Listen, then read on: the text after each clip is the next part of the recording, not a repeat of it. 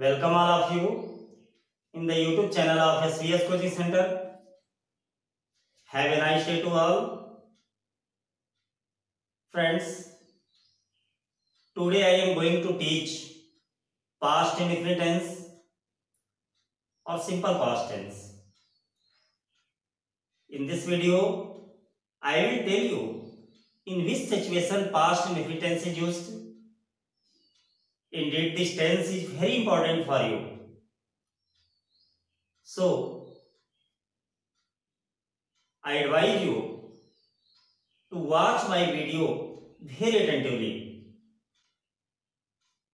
First of all, मैं उन सभी लोगों को धन्यवाद देता हूं जो लोग मेरे चैनल को सब्सक्राइब कर लिए हैं, और उन लोगों से भी मेरा निवेदन है जो लोग मेरे चैनल को देखते हैं कि वे अवश्य सब्सक्राइब कर लें यदि उनको मेरा वीडियो पसंद आ रहा है। तो जो लोग भी मेरे चैनल को सब्सक्राइब किए हैं या जो मेरे वीडियो को देखते हैं वो पूरा वीडियो देखने का प्रयास करें ताकि मेरा पूरा प्रयास आपको समझाने का या जो मैं कॉन्सेप्ट आप तक पहुंचाना चाहता हूं वो आप तक पहुंच सके। इसलिए इसको पूरा देखें, तभी आपके लिए यह लाभदायक होगा। जैसा कि मैं लास्ट वीडियो में आपको वर्ब से टेंस के बारे में समझाया था, सच बात तो यह है कि वर्ब के फॉर्म का प्रयोग करना ही टेंस कहलाता है। अब हमें यह जानना है कि किस समय हम किस वर्ब का प्रयोग करें। एक बार अपनी बात को पुनः मैं दोहरा रहा हूं, जैसा कि मैं लास्ट वीडियो में आपको बताता हूं कि वर्ब का फर्स्ट फॉर्म हैबिट को शो करता है, वर्ब का सेकेंड फॉर्म पास्ट इवेंट को शो करता है, मतलब पास्ट में कोई घटना घटित हुई है तो वहां पर वर्ब का सेकेंड फॉर्म लगाएंगे। वर्ब का third form perfectness of action को शो करता है, अर्थात कार्य की पूर्णता, और ING form continuity of action को शो करता है, मतलब कोई कार्य जारी है, चल रहा है तो वहां पे हमें आईएनजी फॉर्म का ही प्रयोग करना होगा। यह मैं लगभग सभी वीडियो में आपको बताया हूं, इसको पुनः लास्ट की जितनी वीडियो हैं आप लोग उसे भी देखने का प्रयास करें ताकि पूरा कॉन्सेप्ट आपको समझ में आ सके। और सच्चाई यही है कि यदि आप मेरे पूरे वीडियो को अगर देखते हैं और सभी को पूरा समय तक देखते हैं तो निश्चित रूप से आपका ये इंग्लिश सेक्शन काफी स्ट्रांग हो जाएगा। तो आइए देखते हैं कि हम सिंपल पास्ट टेंस का प्रयोग कब करें। देखिए, जैसे टाइम को लेकर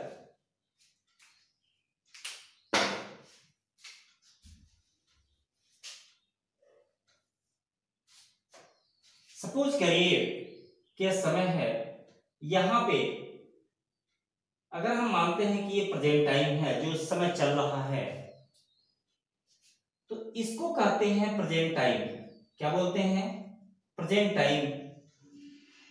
और इससे पहले जो भी बीत गया, इस समय से पहले जो भी बीत गया है, ये कहलाता है पास्ट टाइम,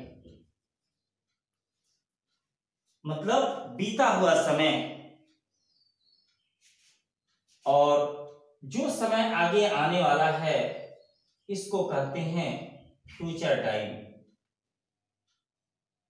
ध्यान दें, आज का टेंस बहुत ही महत्वपूर्ण है आपके लिए, क्योंकि एग्जाम में ज्यादातर क्वेश्चन इसी टेंस से संबंध पूछे जाते हैं।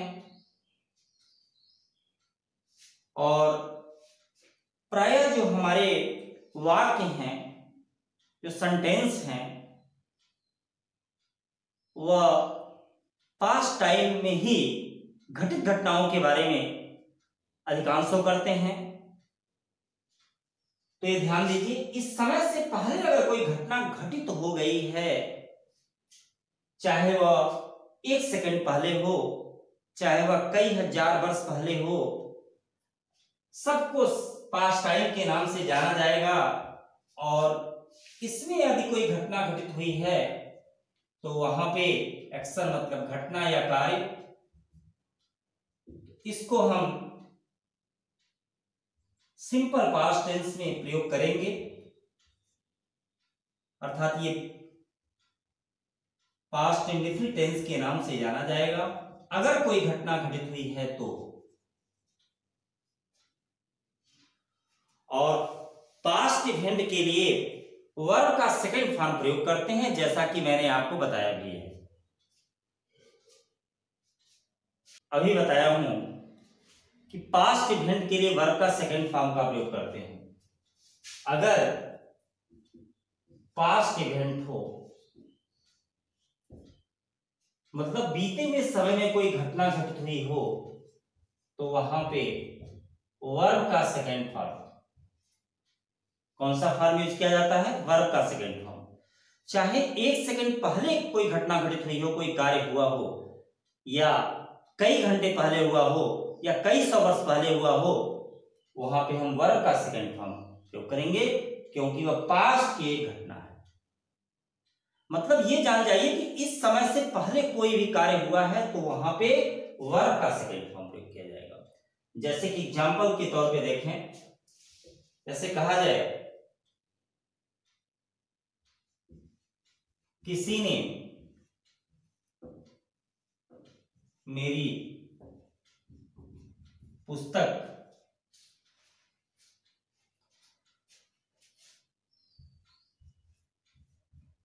कल चुराई। यहां देखें, किसी ने मेरी पुस्तक कल चुराई। घटना कब हुआ? पास्ट में हुआ। ये कल कौन सा है? बीता हुआ समय है, पास्ट टाइम है। चोरी होने का काम कब हुआ? इस समय से पहले हुआ। तो इस समय से पहले हुआ अर्थात ये घटना पास्ट इवेंट है, पास्ट टाइम में घटना घटित हो रहा है। और पास्ट इवेंट के लिए कौन सा फॉर्म लगाते हैं? वर्ब का सेकंड फॉर्म, वर्ब का सेकंड फॉर्म। और वर्ब का फॉर्म का प्रयोग करना ही टेंस कहलाता है। देखिए वाक्य को पढ़ेंगे और यदि आपको लग रहा है कि वह घटना पास्ट टाइम में हुआ है तो वहां पे हम वर्ब का सेकंड फॉर्म प्रयोग करेंगे और इससे पहले हम सब्जेक्ट यूज कर देंगे और इसके बाद ऑब्जेक्ट या कंप्लीमेंट का प्रयोग करेंगे। इस तरह से आपका जो फॉर्मूला है वह पहले सब्जेक्ट आएगा, उसके बाद वर्ब का सेकंड फॉर्म आएगा, उसके बाद तब ऑब्जेक्ट या कंप्लीमेंट का प्रयोग करेंगे। याद रहे कि कभी कोई भी घटना यदि पास्ट टाइम में हुआ है तो वहां पे हमें वर्ब का सेकंड फॉर्म प्रयोग करना है और उससे पहले सब्जेक्ट और उसके बाद ऑब्जेक्ट। जैसे एग्जाम्पल के रूप में टेंस का फॉर्मूला है सब्जेक्ट प्लस वर्ब का सेकंड फॉर्म ऑब्जेक्ट या कंप्लीमेंट। इसी फॉर्मूले के तहत हम वाक्य को रखेंगे। मतलब ये ध्यान रहे कि आपको हमेशा वर्ब के सेकंड फॉर्म का प्रयोग करना है। अगर पास्ट इवेंट को शो करना है तो वर्ब के सेकंड फॉर्म को प्रयोग करना है। जैसे एग्जांपल देखें, मेरे पिता ने कल मुझे डांटा। डांटा लिखा रहे या डांटा था लिखा रहे उससे कोई फर्क नहीं पड़ता।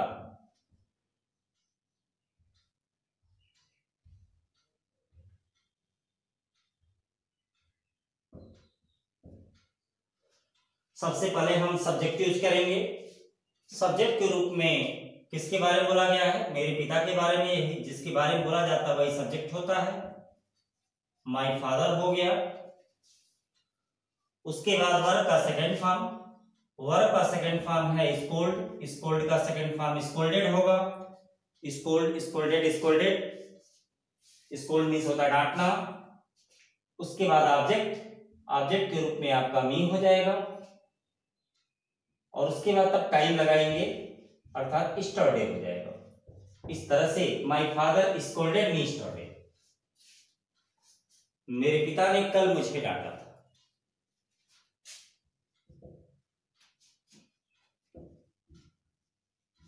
कुछ लड़के कल मेरे भाई को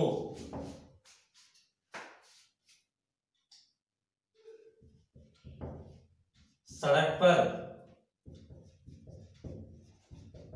निर्दयता पूर्वक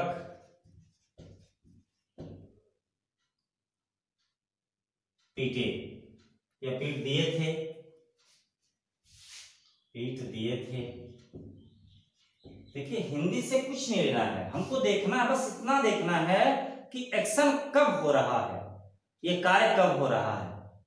बिल्कुल स्पष्ट है कि ये कार्य कल हुआ है अर्थात पास्ट टाइम में हुआ है, पीटने की क्रिया हुई है। तो यहां पे सबसे पहले हमको सब्जेक्ट लगाना है। सब्जेक्ट लगा देंगे। सब्जेक्ट में हो गया आपका सम वॉयज। उसके बाद वर्ब का सेकेंड फॉर्म चाहिए। बीट मीन्स होता है पीटना। बीट का सेकेंड फॉर्म बेट होता है, स्पेलिंग सेम होती है। थर्ड फॉर्म बीटेन होता है, बीट बेट बीटेन। तो बीट का सेकेंड फॉर्म आप बेट लगा दें। इसके बाद ऑब्जेक्ट चाहिए, किसको पीटा अर्थात ये कार्य किस पर हुआ? मेरे भाई पर हुआ। तो यहां पे इसके बाद ऑब्जेक्ट चाहिए माय ब्रदर। अब आप देखें, अब यहां पे बच रहा है निर्दयता पूर्वक, सड़क पर और कल। अब प्रश्न ये है कि किसको हम पहले रखें, किसको बाद में रखें। तो इसके लिए भी एक नियम है कि किसको पहले रखना चाहिए। देखिए नियम सब जो बना है, ऐसा नहीं कि कोई नियम बना है और उसको हम फॉलो करते आ रहे हैं, उसके पीछे कहीं कहीं कुछ न कुछ लॉजिक होता है। वह सब जो वर्ब के करीब होता है, जिसको हम बोलते समय क्रिया के करीब रखते हैं, उस पर उसको ज्यादा महत्व दिया जाता है। और इसके लिए एक एमपीटी रूल होता है। उस एमपीटी रूल के माध्यम से समझें कि किस तरह से हम मैनर, प्लेस और टाइम को रखते हैं। यहां तो फिलहाल मैं इसको बना दे रहा हूं। यहां निर्दयता पूर्वक ये आपका मैनर है,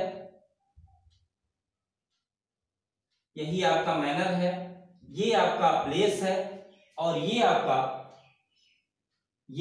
टाइम है। तो पहले हम मैनर को लिखते हैं क्रूअली, उसके बाद ऑन द रोड और तब जो है आपका स्टरडे होगा। अर्थात ये आपका मैनर हो गया, ये आपका प्लेस हो गया और ये आपका टाइम हो गया। याद रहे कि अगर इनके ऑर्डर को चेंज कर दिया जाए तो सेंटेंस रॉन्ग हो जाता है, इसलिए हम ऑर्डर को चेंज नहीं करना चाहिए।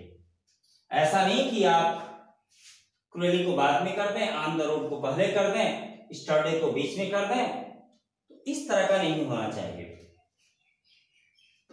देखिए कि एमपीटी रूल है। एमपीटी रूल क्या होता है इसको जाने, इसको देखेंगे तो आप बिल्कुल क्लियर हो जाएगा कि हम किस तरह से इनका प्रयोग करना चाहिए।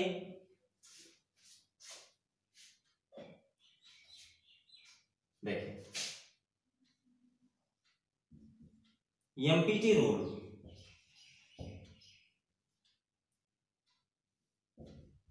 मैनर, प्लेस और टाइम। मतलब यदि किसी वाक्य में कार्य के घटित होने के तरीके, कार्य के घटित होने का स्थान और कार्य के घटित होने का समय दिया गया हो तो इन्हें ऑब्जेक्ट के बाद प्रयोग करते हैं। और ऑब्जेक्ट के बाद किस ऑर्डर में प्रयोग करते हैं, किस क्रम में प्रयोग करते हैं, एमपीटी के क्रम में प्रयोग करते हैं। उनका जो ऑर्डर होगा, पहले मैनर लिखा जाएगा, फिर प्लेस लिखा जाएगा, फिर टाइम लिखा जाएगा। तो ये जाने, पहले आप मैनर को यूज किया जाता है, उसके बाद प्लेस को यूज किया जाता है, उसके बाद टाइम को यूज किया जाता है। फ्रेंड्स, से जानना है कि यदि वाक्य में कहीं भी ऐसा लगता हो कि उसमें कार्य के घटित होने के तरीके बताए गए हों, स्थान दिया गया हो और समय दिया गया हो, तो इन तीनों को ऑब्जेक्ट के बाद प्रयोग किया जाता है।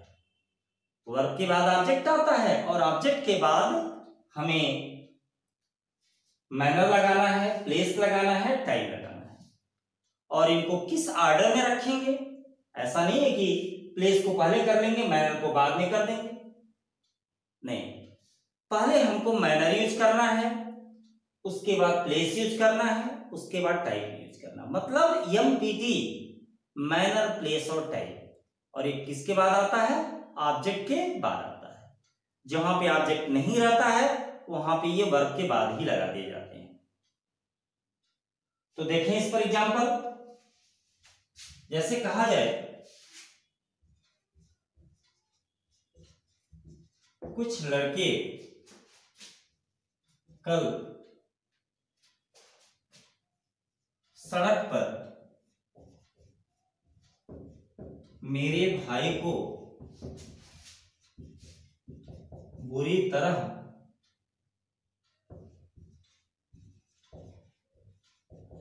अपमानित किए थे। कुछ लड़के कल सड़क पर मेरे भाई को बुरी तरह अपमानित किए थे।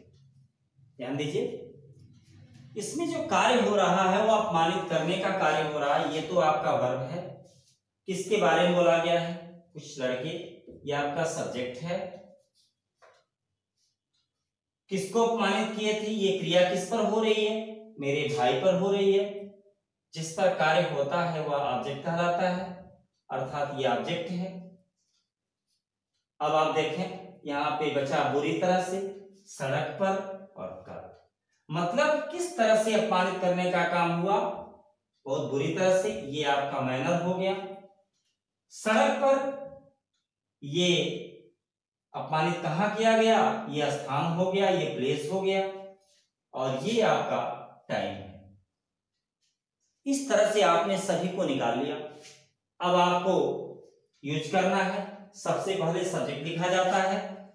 सब्जेक्ट में आपका सम वॉयज हो गया। इसके बाद चूंकि घटना पास्ट में हुई है इसलिए वर्ब का सेकेंड फॉर्म चाहिए। जब तक हम सेकेंड फॉर्म नहीं लगाएंगे तब तक पास्ट शो ही नहीं होगा। इसलिए इंसर्ट का सेकेंड फॉर्म होगा इंसर्टेड। सम वॉइल इंसर्टेड। और वर्ब के सेकेंड फॉर्म के बाद आपका ऑब्जेक्ट आएगा। किसको अपमानित किया, मेरे भाई को। तो ये माय ब्रदर हो गया। अब इसके बाद लगाते हैं मैनर। देखिए तीनों आ गया है, मैनर, प्लेस और टाइम सब आ गया है। मैनर लगाएंगे, प्लेस लगाएंगे, टाइम लगाएंगे। मैनर है बुरी तरह से, मतलब बैडली। और उसके बाद कब पीटा, सड़क पर। कहां पीटा, सड़क पर, ऑन द रोड। और स्टडी।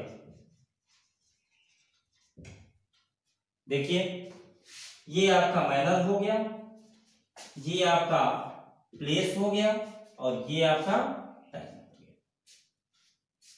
फ्रेंड्स, इसकी ऑर्डर को हमेशा ध्यान रखेंगे। सपोज करिए प्लेस नहीं है तो यम और टी लगाएंगे, समय नहीं है तो यम और पी लगाएंगे, मैनर नहीं है पी और टी लगाएंगे। मतलब क्रम इनका यही होना चाहिए, पहले मैनर आएगा, उसके बाद प्लेस आएगा, उसके बाद टाइम आएगा। अब एग्जाम में इससे संबंधित क्वेश्चन कैसे आते हैं इसको ध्यान दें, किस तरह से क्वेश्चन पूछे जाते हैं। इसी ऑर्डर को वे चेंज कर देते हैं, क्रम को बदल देते हैं।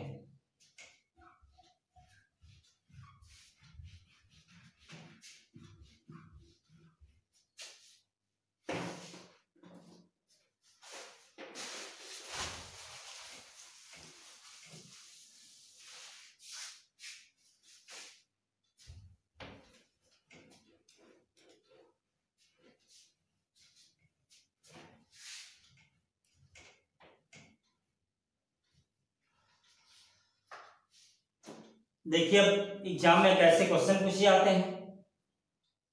जो आपने एमपीटी का ऑर्डर देखा, क्रम देखा, उसी ऑर्डर को वह डिस्टर्ब कर देते हैं, चेंज कर देते हैं।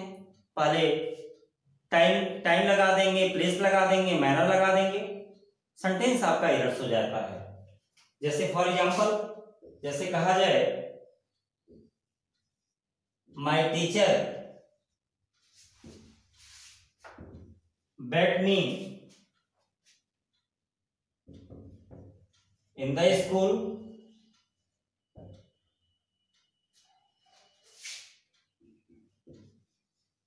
Cruelly study. ध्यान दें, इन द स्कूल आपका प्लेस है, क्रूअली आपका मैनर है, स्टडी आपका टाइम है। देखिए आप पीएमटी हो गया, गलत हो गया। पीएमटी नहीं चाहिए, आपको पहले मैनर चाहिए। यहां पे आप लिखेंगे, पहले आप मैनर अर्थात यहां पे आएगा क्रूअली, उसके बाद क्रूअली लगाएंगे इसके स्थान पे, यहां पे लगाएंगे आप इन द स्कूल, और टाइम अपनी जगह पे ठीक है। इस तरह से आपका हो जाएगा। देखिए पहले मैनर आएगा, ये मैनर है, ये आपका प्लेस है और ये आपका टाइम है। मतलब हर हाल में आपको पहले मैनर यूज करना है, उसके बाद प्लेस लगाना है, उसके बाद टाइम लगाना है। तो मैंने एमपीटी रूल भी समझा दिया आपको। अब एक आता है पीएमटी रूल। ये पीएमटी रूल क्या होता है इसको जानें।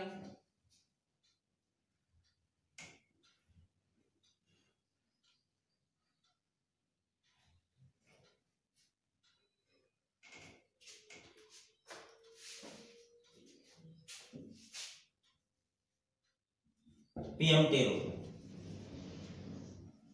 पीएमटी रूल का मतलब होता है प्लेस, मैनर और टाइम। देखिए इनका प्रयोग हमेशा नहीं किया जाता, किसी विशेष परिस्थिति में ही इनका प्रयोग करते हैं। अर्थात कुछ ऐसे वर्ब हैं जिनका प्रयोग, जिनके साथ हम पीएमटी का प्रयोग करते हैं, वह है जहां पर भी जाने, आने, पहुंचने की क्रिया का बोध कराने वाले अगर वर्ब प्रयोग किए गए हैं तो वहां पे हम पीएमटी रूल फॉलो करते हैं। जैसे ट्रेन,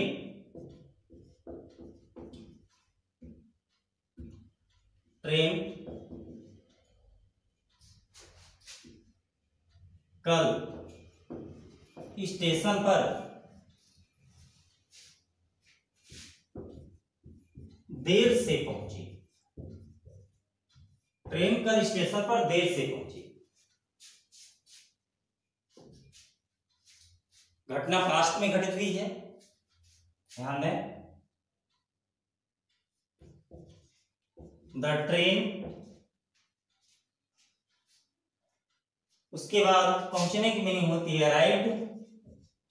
द ट्रेन अराइव्ड। अब इसके बाद देखिए, ध्यान दीजिए, ट्रेन कल स्टेशन पर देर से पहुंची। स्टेशन ये आपका प्लेस हो गया, देर से आपका ये मैनर हो गया, और कल हो गया आपका time. The train arrived at the station late storage.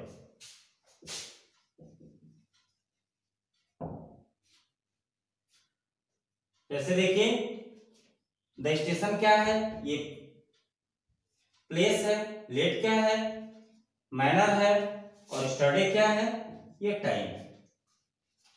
इस तरह से आप देखें पीएमटी है कहीं भी पहुंचने जाने आने की कहीं कोई क्रिया लगी हुई है या ऐसा वर्ब जो इन भावों को शो करता है, उनके साथ हम पीएमटी रूल फॉलो करते हैं, वहां एमपीटी नहीं आता है। क्योंकि पहले हमें बताना है कि वह कहां पहुंची, उसके बाद बताना है कि वह समय से पहुंची या देर से पहुंची, और तब हम ये घटना का हुआ कल। तो यही कारण है कि यहां पे हम पीएमटी रूल फॉलो करते हैं। जैसे गो वर्ब लगा हो, अराइव वर्ब लगा हो, रीच वर्ब लगा हो, कम वर्ब लगा हो, तो ऐसी जगह पे हम पीएमटी रूल का ही यूज करते हैं। मतलब पहले प्लेस, उसके बाद मैनर, उसके बाद टाइम। ऐसे कहा जाए उसने कल मेरी कुर्सी तोड़ा, और एक वाक्य हो उसने कल मेरी कुर्सी तोड़ी तो थी। जैसे देखो दो वाक्य आपके सामने हैं, उसने कल मेरी कुर्सी तोड़ी, इसमें क्या हो रहा है कि तोड़ने की जो घटना है वो पास्ट टाइम में हुआ है, अर्थात इसमें केवल पास्ट इवेंट का सेंस आ रहा है। अर्थात इसका जो अनुवाद होगा वह होगा, पहले आप सब्जेक्ट लगाएंगे, सब्जेक्ट में आपका ही होगा, वर्ब का सेकेंड फॉर्म होगा, यहां पे आप broke, he broke my chair, और उसके बाद स्टडी होगा। सिर्फ यहां पास्ट इवेंट शो करना है, मतलब वर्ब का सेकेंड फॉर्म चाहिए। इसने क्या है, पास्ट इवेंट तो है ही, घटना तोड़ने की घटना कब हुई, पास्ट टाइम में हुई। लेकिन इसमें एक चीज और है, उसने कल मेरी कुर्सी तोड़ी तो थी। जैसे हम इस वाक्य को 2-3 बार कहें, कोई नहीं मान रहा है कि नहीं वह नहीं तोड़ा था, तो अपने स्टेटमेंट पर जोर डालते हुए बोलेंगे उसने कल मेरी कुर्सी तोड़ी तो थी। मतलब यहां पे पास्ट इवेंट के साथ साथ फोर्स का भी सेंस है। अब हम फोर्स कैसे शो करते हैं, फोर्स के लिए मैंने आपको बताया था, पुनः एक बार बता दे रहे हैं कि फोर्स के लिए यदि वर्ब के फर्स्ट फॉर्म से पहले अगर डू वर्ब का फॉर्म लगा हो तो वह फोर्स शो होता है।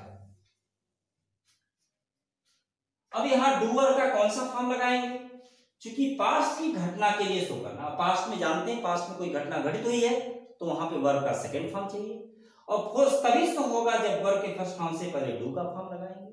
तो यहां पे डू का सेकंड फॉर्म यूज किया जाएगा, अर्थात इसका अनुवाद हो जाएगा ही डिड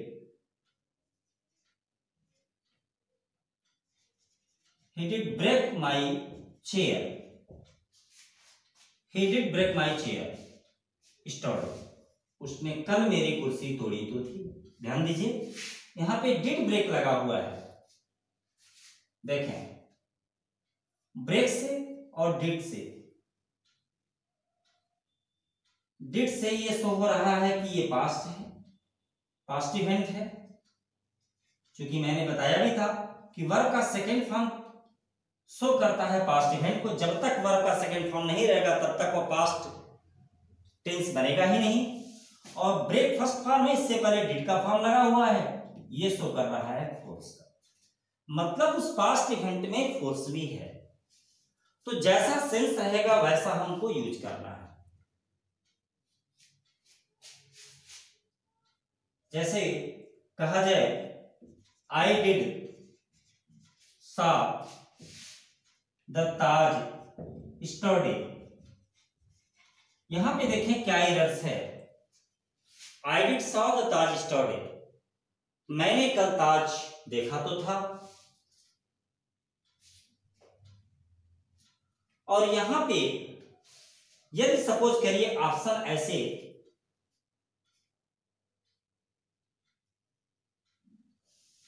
कटा हो, तो यहां पे करेंगे क्या कि देखिए डिड के साथ वर्ब का फर्स्ट फॉर्म यूज करेंगे, यहां सेकंड फॉर्म का प्रयोग नहीं किया जाएगा।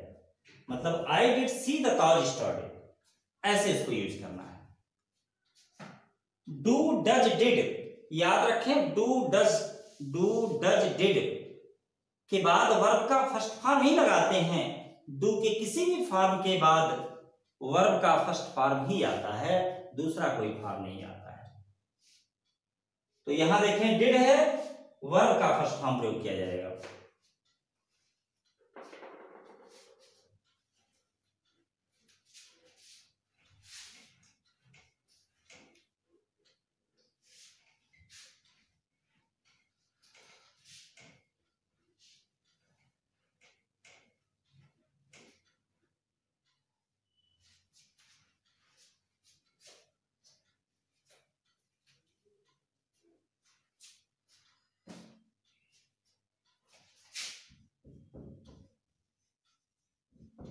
देखिए निगेटिव सेंटेंस इसे बनाना है।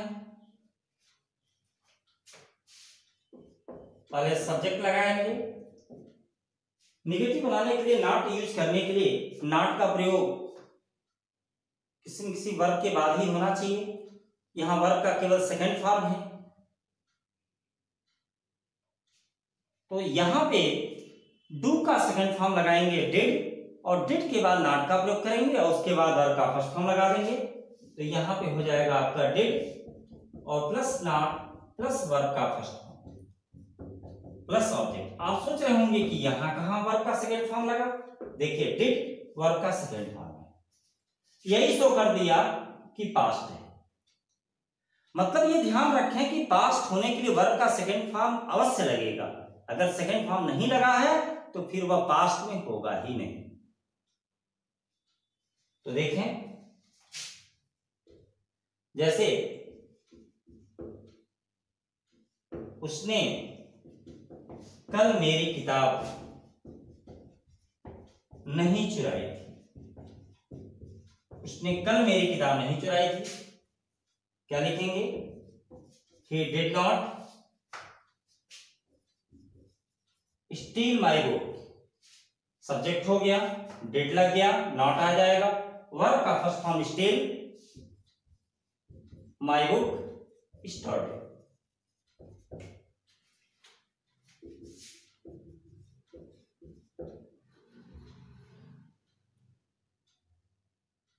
जैसे क्वेश्चन कभी कभी ऐसे दे देगा, दे did not help me. Friends याद रखें कि हिंदी नहीं पूछी जाती है, केवल इंग्लिश टू इंग्लिश क्वेश्चन आता है और अनुवाद बनाने के लिए नहीं दिया जाएगा। इसलिए मेरा ज्यादातर फोकस इसके वर्ब के यूज करने पे होता है कि किस तरह से हम ये जानें कि किस फॉर्म का वर्ब हमें प्रयोग करना है। They did not help me last year, वे लोग मेरी मदद पिछले साल नहीं किए थे।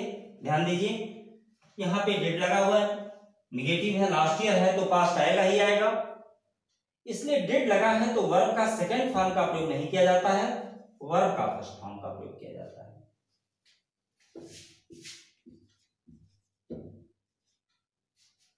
जैसे यहां लिखा रहे, I do not teach him,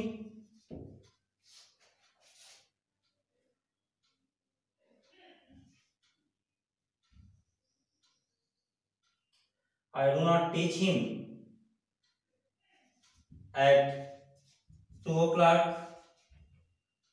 मैं 2 बजे उसे नहीं पढ़ाया था, टाइम दे दिया गया, 2 बजे की टाइमिंग है। इसका मतलब है कि यहां पे आपका डू का प्रयोग नहीं होगा, यहां पे सेकंड फॉर्म का प्रयोग किया जाएगा क्योंकि पास्ट टाइम है। I did not teach him at 2 o'clock। Past time है मतलब पास्ट में घटना घटित हुआ है तो वर्ब का सेकंड फॉर्म अवश्य होगा, इसलिए डू के स्थान पे डिड का प्रयोग करेंगे।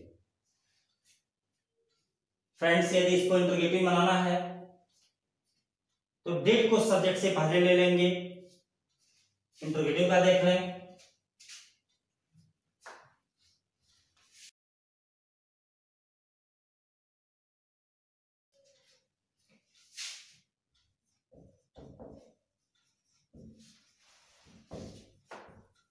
इंट्रोगेटिव सेंटेंस पहले हमको इंट्रोगेटिव वर्ड का प्रयोग करना है, उसके बाद did plus subject plus verb का फर्स्ट फॉर्म प्लस ऑब्जेक्ट या कॉम्प्लीमेंट। ये इंट्रोगेटिव के लिए सब्जेक्ट से पहले वर्ब का फॉर्म आना आवश्यक होता है। तो यहां देखें,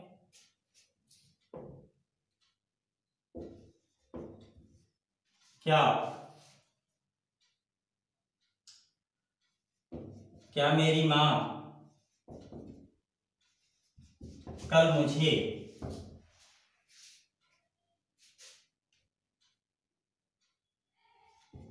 डांटी थी? क्या मेरी मां कल मुझे डांटी थी? फर्स्ट ऑफ ऑल हम देखिए, इंट्रोगेटिव सेंटेंस टू टाइप्स के होते हैं। एक ऐसा प्रश्न जिसका आंसर आप एस या नो में दे सकते हैं, और एक ऐसा प्रश्न जिसका आंसर आप एस या नो में नहीं दे सकते। इसमें देखिए एस या नो में दिया जा सकता है, क्या मेरी मां कल मुझे डांटी थी? डांटी है तो हाँ या नहीं, यही दो बोलेंगे। तो ऐसे केस में हम डिड को सब्जेक्ट से पहले कर लेंगे, मतलब केवल सब्जेक्ट से पहले वर्ब के आ जाने से ही वाक्य इंट्रोगेटिव में हो गया। वहां इंट्रोगेटिव वर्ड लगाने की जरूरत नहीं है। जैसे क्या की अंग्रेजी व्हाट होती है, तो व्हाट लगाने की कोई आवश्यकता नहीं होगी। तो पहले हम यहां डिड लगाएंगे, और डिड माई मदर वर्ब का फर्स्ट फॉर्म देखें, डिड लगा है, वर्ब का फर्स्ट फॉर्म ही आएगा, डिड सेकंड फॉर्म में है। डिड माई मदर स्कूल्ड मी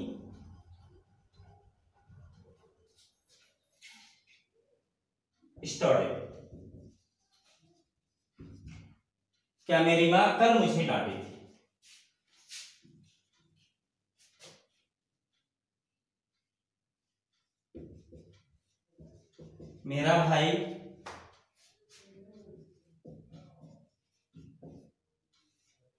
मेरा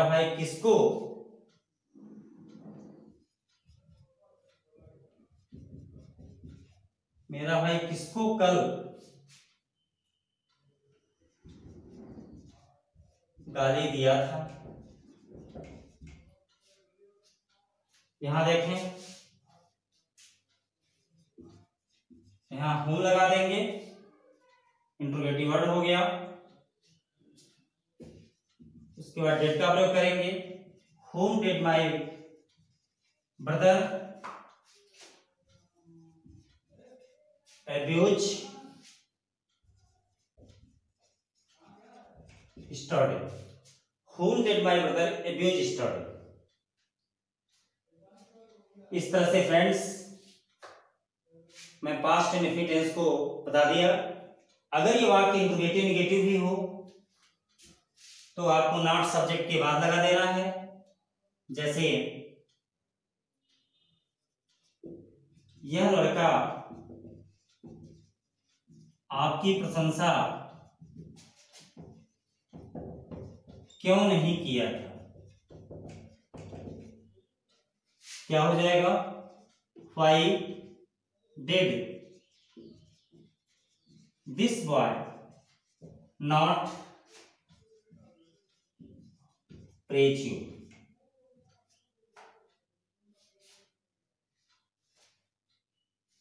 इस तरह से मैंने इस टेंस को पूरी तरह से समझा दिया,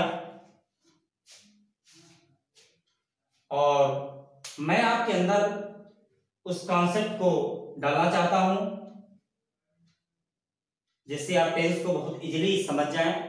मतलब पास्ट में कोई घटना घटित हुआ है तो वहां पे वर्ब का सेकंड फॉर्म ही प्रयोग करेंगे। और फ्रेंड्स यदि कोई डाउट्स हो तो मेरे व्हाट्सएप नंबर पे अपना डाउट्स भेज सकते हैं, जो मैं यहाँ पे लिख दे रहा हूं। और नेक्स्ट वीडियो में मैं इससे संबंधित एरर्स को बताऊंगा जो एग्जाम में पूछे जाते हैं। ये तो पास्ट इंडेफिनिट टेंस का एक कॉन्सेप्ट है कि किस सिचुएशन में पास्ट इंडेफिनिट टेंस का प्रयोग किया जाता है। मेरा व्हाट्सएप नंबर है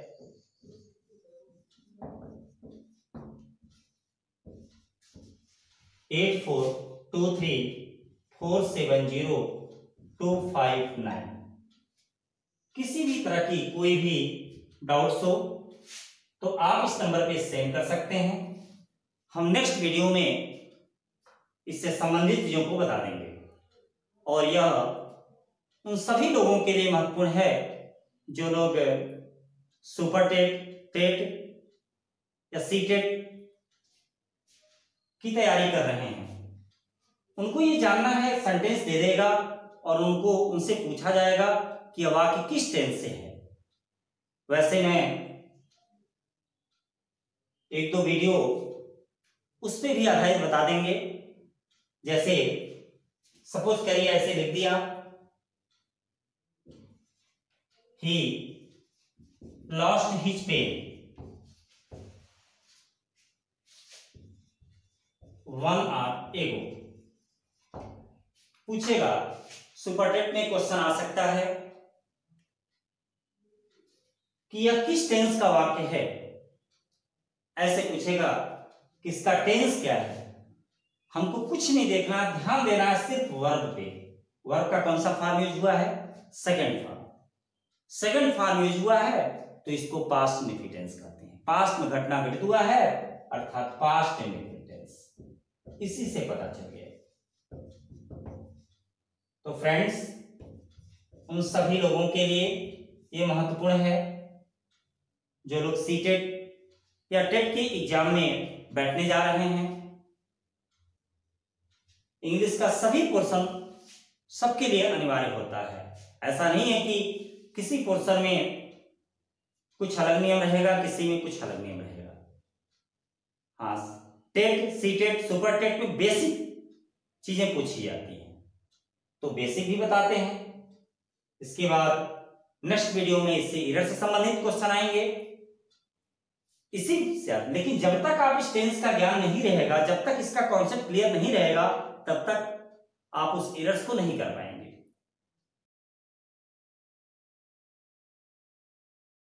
अब नेक्स्ट वीडियो में मैं एरर्स को बताऊंगा और इसी के साथ आज की क्लास समाप्त हो रही है। Thanks for watching my video.